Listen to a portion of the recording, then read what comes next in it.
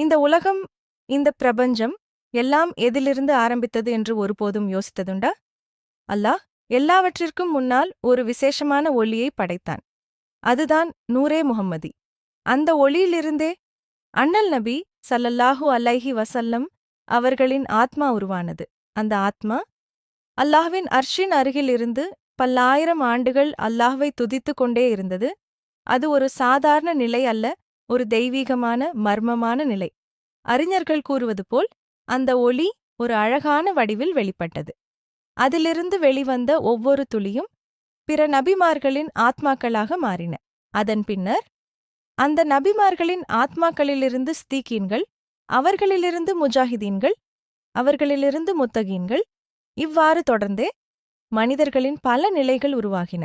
இது மட்டுமில்லாமல் ஒரு பெரிய ரகசியம் என்னவென்றால், அல்லாஹ் அந்த நூரே முஹம்மதியை தன் கருணை பார்வையால் நோக்கியபோது அது நாணத்தால் வியர்த்தது.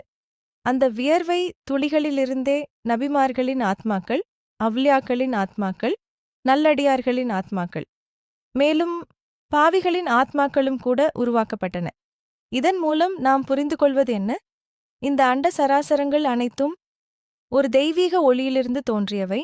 அதுதான் நூரே முஹம்மதி. அந்த ஒளியை உணர்ந்த இதயம் இறைவனை நெருக்கமாக உணரும். இன்னும் பல முக்கியமான விஷயங்கள் இருக்கின்றன. அடுத்த வீடியோவில் சந்திப்போம். சப்ஸ்கிரைப் செய்ய மறக்காதீர்கள். அஸ்ஸலாமு அலைக்கும்.